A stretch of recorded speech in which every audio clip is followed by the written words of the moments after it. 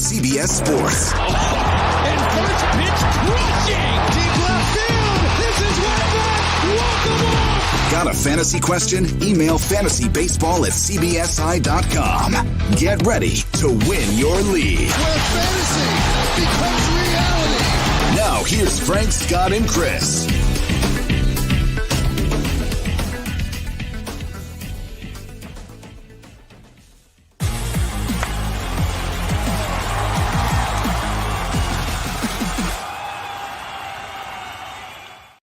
I guess everybody was waiting until Wednesday to make moves because, oh my, there's a lot going down in the baseball world right now. Welcome into an emergency edition of Fantasy Baseball today on March 16th. I am Frank Stampfl, joined by Chris Towers, and here's what we have thus far. I'm sure there's going to be more throughout the day. Matt Chapman has been traded to the Toronto Blue Jays. Kyle Schwarber signed with the Philadelphia Phillies. Japanese star Seiya Suzuki signed with the Chicago Cubs. Chris Sale is out with a stress fracture in his rib cage, and we just got a few more as well. Eddie Rosario back to the Braves, and Fernando Tatis will have wrist surgery. We'll get to all of it. Let's start with Matt Chapman, traded to the Toronto Blue Jays in exchange for 3 prospects: starting pitcher Gunnar Hoagland, infielder Kevin Smith, left-hand pitcher Zach Logue, and a reliever named Kirby Snead. Chris, it was a disappointing season for Chapman. His first year back from hip surgery, hit just .210, 27 homers, 72 RBI. But this is somebody who finished as a top 70 player in each of 2018 and 2019. Now joining one of the best lineups in baseball. How far do you plan to move Matt Chapman up in your rankings, if at all? Not very. Especially when you're just talking about the third base rankings, because I already had him ranked pretty high. I had him 14th, just behind Josh Donaldson, who had just recently moved up. He's about 22 spots below him in the rankings. Before the trade in the overall, I think I'll probably move him closer to Chapman so that he's kind of in a tier, or closer to Donaldson, so he's kind of in a tier with Donaldson and DJ LeMahieu and Yohan Moncada, and a little bit ahead of like Luis Arias and Ke'Bryan Hayes. So I think that's probably the right range for him. The last couple of years have definitely been disappointing for Matt Chapman. We've seen a gigantic jump in his strikeout rate. The power hasn't been quite as impressive.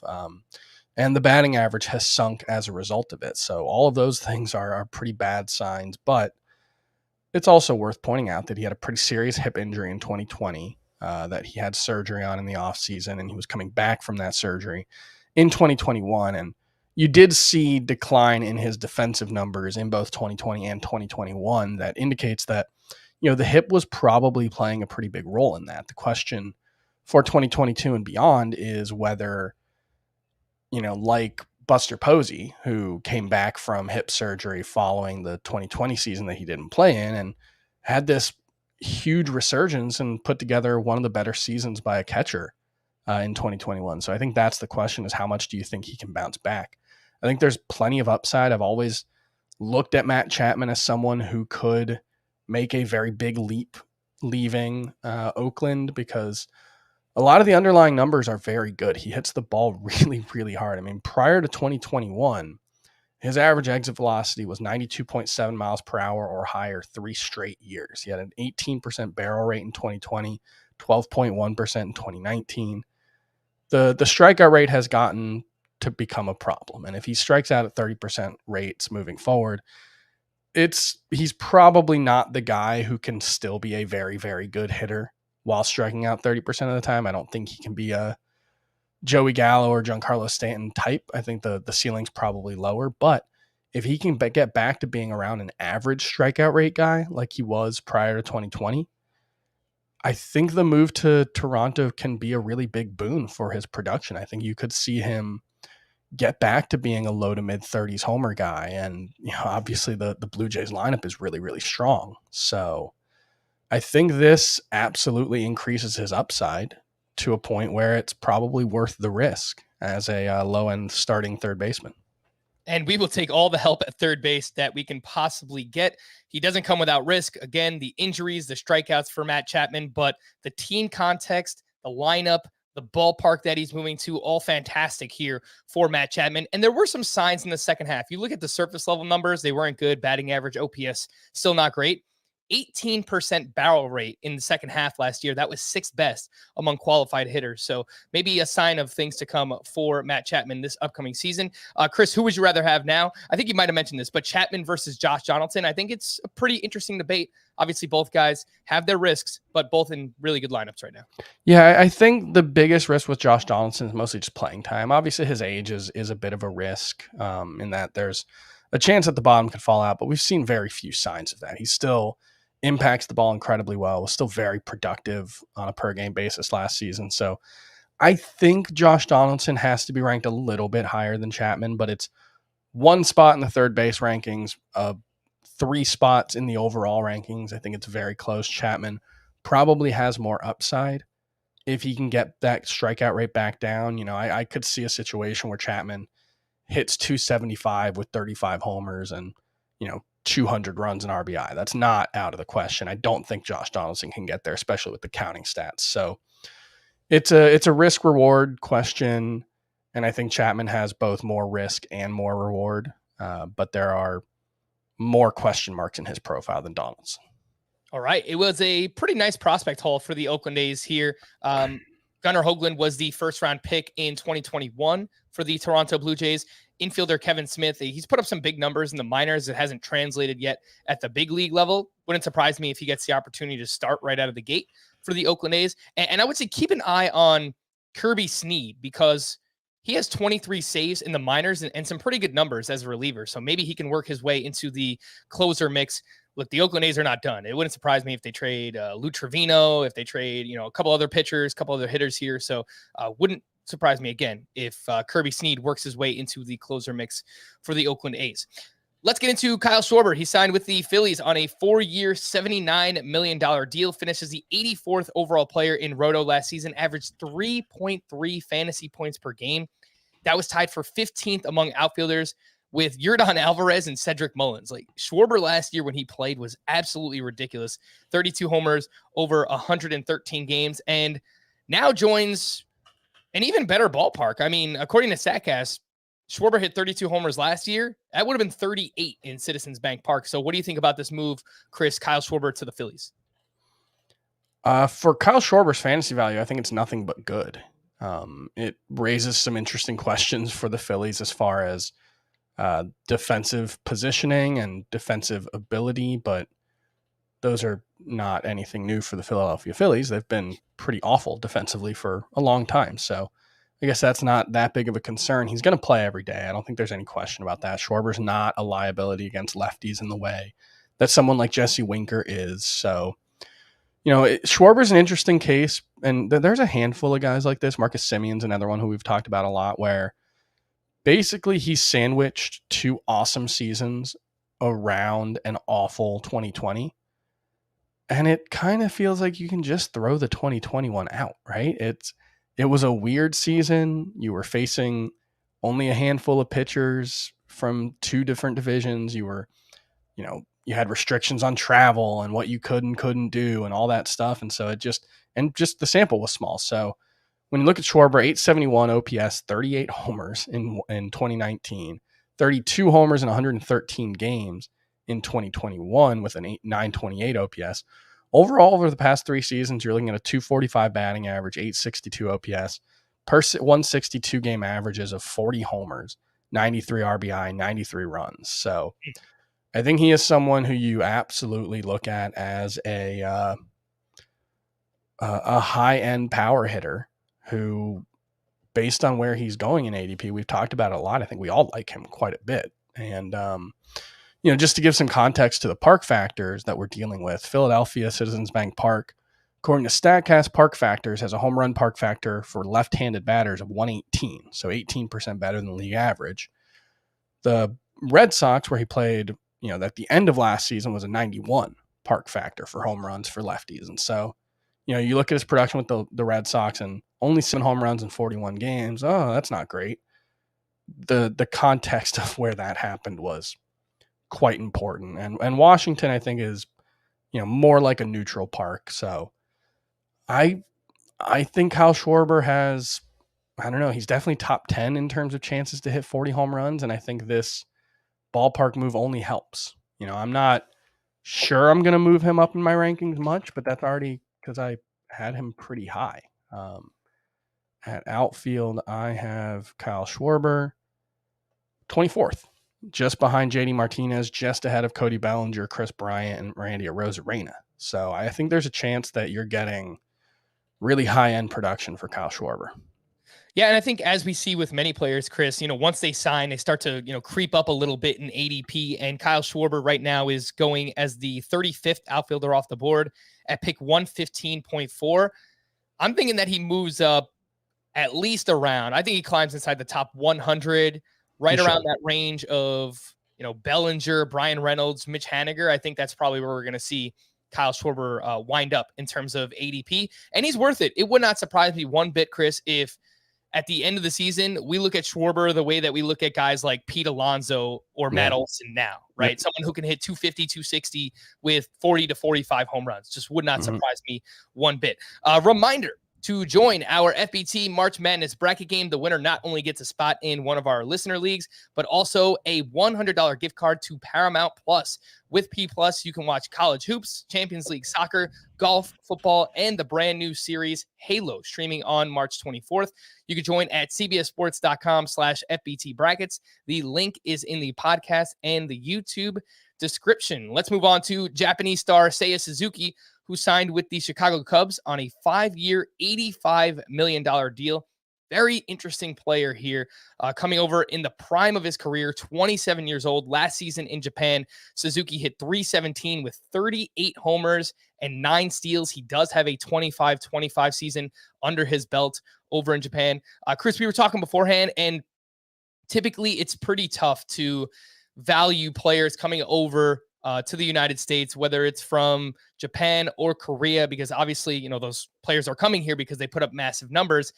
And then on top of that, it's not really the best landing spot with the Cubs because of their lineup, team context. He's going to play. There's no doubt about that. But I kind of worry about how the skills translate and the landing spot with the Chicago Cubs. What do you think?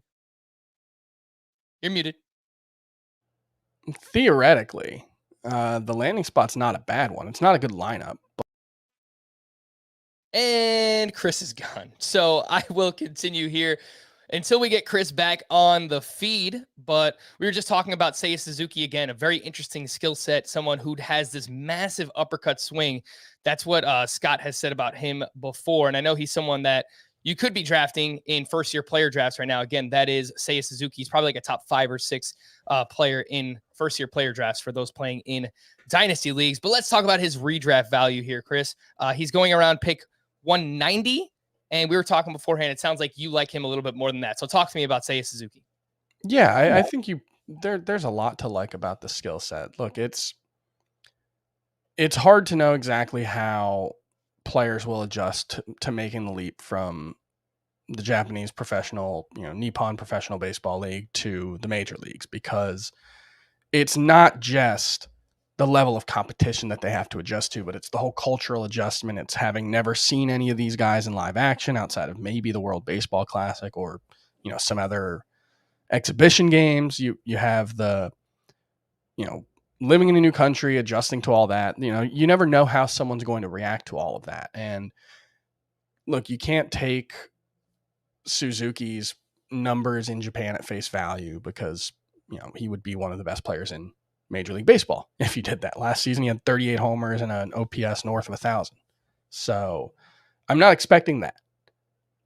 Shohei Ohtani, even as good as he's been in the majors, has never matched the best season he had as a 21-year-old in Japan. The level of competition just isn't comparable between NPB and MLB. You're probably looking at something more like AAA. The good news is we do have a decent sample size at this point of guys making the leap from NPB to MLB. And what that gives us is, a way to translate those stats with some degree of accuracy, not, 100% obviously, but, I'm looking at a piece that Dan Zimborski wrote at Fangraphs back in February. So about a month ago, talking about what his projections would look like in the ZiP system for Seiya Suzuki in a neutral park. And he has him as a 278 hitter with 23 homers, 12 steals, 85 runs, 85 RBI, 81 runs. That's pretty good That's not a superstar. It's not necessarily even an all-star caliber player, although, Suzuki can play defense like he did in Japan when he was a 3-time Gold Glover. Maybe for the Cubs themselves that helps, but that's a pretty good player. And the thing to keep in mind is, looking at the research, the team he was playing for, Hiroshima Toyo Carp. They played in Mazda Stadium, which had the second worst home run park factor of any park in the Nippon Professional Baseball League. So, that was a tough place for him to hit. The fact that he was consistently among the better home run hitters in Japan, in spite of that, I think is a pretty good sign. Wrigley Field for right-handed hitters is a pretty neutral environment overall, neutral for home runs, neutral for pretty much everything. So don't think the park will be holding him back. And, Suzuki looks like he's got a pretty interesting skill set for fantasy specifically. Mm-hmm. The 20 homer, 15 steal potential, if he's got that, is really what makes him an intriguing option. And I think putting it all together, I think somewhere in the Lourdes Gurriel, Jared Kelenic range makes sense. For me, that's between 100 and 135 overall, outfielder 31 through 35. I think that's probably where I'm going to slot him. Probably 33 or 34, right ahead of Austin Meadows and Jared Kelenic, I think is where I'd go. Because I think there's similar potential and similar risk for both of those guys as Seiya Suzuki. Yeah, I think that's a good range. I've got Gurriel at 34. I've got Kelenic at 35. And then I have Dalton Varsho. That's a wonky ranking because he's catcher and outfield eligible. But Jorge Soler, Eddie Rosario, Hunter Renfroe. I think he's probably somewhere right in the mix there. 37 through 40 in my outfield ranks. And the ADP for Seiya Suzuki right now is 190. So that'll move up. Yeah, I mean, it's no doubt going to climb. But, if he climbs as much as you did, as you're talking, Chris, I mean, we're talking about like 4 or 5 rounds worth of value. So keep that in mind. You mentioned what the Zips projection system might wind up having him at based on that article. Steamer has him at 282, 26 homers, 9 steals, and that's in 130 games with great plate discipline, a 384 on base percentage. So somebody who might actually be pretty valuable in points leagues as well if he walks as much as he's expected to. Yeah, I mean, that's a thing for him. And obviously strikeouts in MPB are a lot lower than they are in MLB overall. But last season he had 88 walks to 89 strikeouts for his career. He's got a 15% strikeout rate. I think those will all, change. I don't think he's going to be a 1-for-1 walk to strikeout rate guy. But hopefully he can be a fairly average strikeout rate hitter. That would be the hope, in which case, I think the whole package looks pretty interesting for fantasy. Let's move on to some bad news. Unfortunately, Chris Sale diagnosed with a stress fracture on the right side of his rib cage and will not be ready for the start of the season. There is no timetable, but the Red Sox have said this is a matter of weeks, not days. So, Chris, obviously we have to lower Chris Sale. How far are you thinking we move him down the rankings? Yeah, it's tough without a specific timetable right now. And, a stress fracture by its very nature would seem to be especially tough to predict because you're not necessarily talking about an acute injury. You're not talking about a ligament. It's just something that kind of, you probably just can't do anything for a while until it goes away. And if you rush it too soon, you run the risk of re-injury or, making it worse. And so I think there's a lot of risk here. And when you're talking about Chris Sale versus some of the other guys he was an SP2, I think, for most people. I don't think he can be anymore. And I think it's probably more like SP3 or 4 because he's presently injured. He didn't enter the season with no risk. I think either you or Scott had him as a bust at one point. Yeah, I had him. I was lower on him than the consensus. I just think the age, Tommy John surgery, the way he didn't look amazing last year. Obviously the caveat of coming back from Tommy John surgery, is relevant, but he wasn't classic Chris Sale last season either. So there was some performance risk. There was obviously injury risk just because he was coming back or he's, had recent Tommy John surgery and given his age and his workload. And now you have the fact that he's actually hurt. And so you look at someone who I'm down on, Logan Webb, who I think has injury risk. He's not presently hurt. Blake Snell has injury risk. Pablo Lopez, injury risk. All those guys have injury risk, but not presently hurt. So Carlos Rodon, also not currently injured. So I think you have to move Chris Sale below all of those guys. And so for me, my first thought was down to 34 at starting pitcher, because it's possible that this is just like a 4 to 6 week thing and he's back, in late April. But it could also linger beyond that, and it could also just mess up his, timing, his readiness for the season. I'm always worried about the spring training injuries, especially just because if a guy tries to rush back, does that throw him off his game, both performance and injury wise? So I think Eduardo Rodriguez at 33 is kind of the last starting pitcher I feel really good about, like that I'm confident in, both from a performance and an injury standpoint. So I moved Chris Sale between Eduardo Rodriguez and Dylan Cease. So the 33, 34, 35 for that trio. Cease has lots of risk himself, lots of upside. I think Sale's in the same boat. We'll see, what it looks like in the long run, but I could also like Clayton Kershaw is an interesting comp for Chris Sale, another guy, lots of injury risk, not currently injured. And I think the performance, risk is relatively similar for the two of them. Yeah, I was just going to ask you Sale or Kershaw. Chris Sale is SP 15 off the board according to ADP, pick 53.6. And for him, I wouldn't take him inside of the top 100. Okay, so who would you rather have, Sale or Clayton Kershaw? I do have Sale a little bit higher, but we'll see what the next couple of days, bring for both of them. I want to see Kershaw start to get some work in the spring.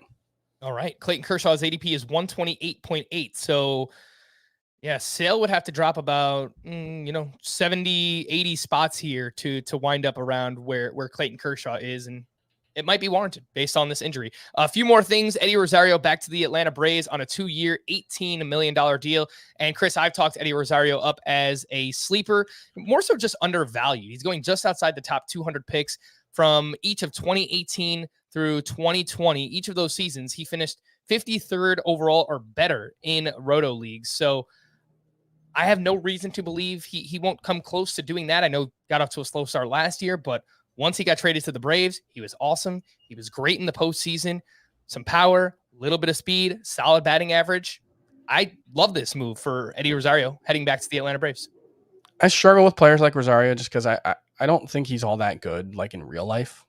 Yeah, he doesn't walk very much. He's a low. He doesn't walk. He's a bad defender. So it's like I don't know if he's like guaranteed an everyday job if things go wrong, or the fact that the Braves did trade for him last season and then brought him back does, seem like a good sign in that regard. They do seem to like him. But yeah, I think if he's healthy and he's playing every day, he should be a pretty good fantasy option.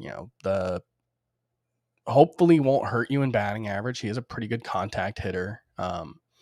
Batting average, not necessarily as good as you would think, given how much he makes contact, because he's not like an elite quality of contact guy, but I don't think it's unreasonable to think he gets back to being like a 275 guy, and maybe not the 32 homers that he hit in 2019, but 20 to 25, decent run production, hopefully a little bit of speed. You got 11 steals out of him last season that matched a career high in only 111 games. So all in all, I think Rosario is, presently undervalued for sure. Not someone that I'm going to beat the door down for. I think I'd rather have Seiya Suzuki. But, the 50-ish range in outfield seems reasonable.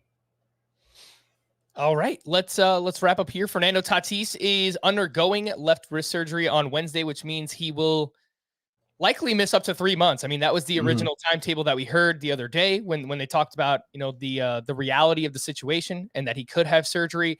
And Chris, I believe that we've ranked him all along as if he was going to have that surgery. So we did a mock draft the other day. He went with the first pick of the 8th round. That was 85th overall. Would you take him higher or lower than that at this point?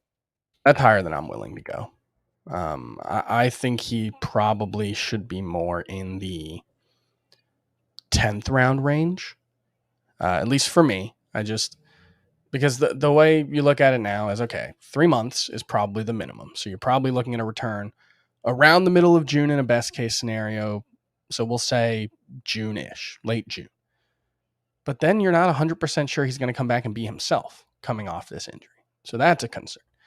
Then there's a chance that, hey, maybe it doesn't heal right and we have some setbacks and so I think the risk here is significant. There's real risk that he just misses half the season. And I think the upside is probably only like 90 to 100 games in the best case scenario. Now, 90 to 100 games of Fernando Tatis, if he's Fernando Tatis, is incredibly valuable. And if you combine that, I did this exercise the other day. If you combine 100 games of Fernando Tatis with 40 games of Brandon Crawford over the course of a season, and you just take their projections from the BAT projection system, you would get a 278 average, 37 homers, 19 steals, and like 95-ish runs in RBI, which would probably still be borderline first round production, maybe mid second round production, but it's not that different from what you're probably expecting from Kyle Tucker. So there's definitely still value in taking the chance on Fernando Tatis, even in the aftermath of this, but I'm not going to do it with a 6th round pick. I'm not going to take him ahead of someone like Christian Yelich, who has a ton of risk of his own, but again, not currently injured. So that's, if you're talking about 70th range or, where he went in that draft, I think you're probably passing over too much value. Even like Randy Rosario, who I'm down on, I think I'd rather take, although that one's, saying it out loud didn't feel right, so I'm not 100% sure on it. But yeah, I would have Fernando Tatis outside. I have Fernando Tatis outside of the top 100. Yeah, each of us, Scott, Chris, and myself, we have Tatis between 108 and 112 in our top 300 roto/category rankings. So, not going to take him around that spot where he went in the mock draft the other day, which was, again, 85th overall. Real quick, before we wrap up, the Yankees are talking to the A's about Frankie Montas and Sean Manaea. I don't know if they want to acquire both of them or just one of them, but either way, sounds like we could have more moves coming here on Wednesday. We're going to wrap. For Chris, I am Frank. Thank you all for listening and watching this emergency edition of Fantasy Baseball Today. We'll be back again later on tonight, maybe sooner. Bye-bye.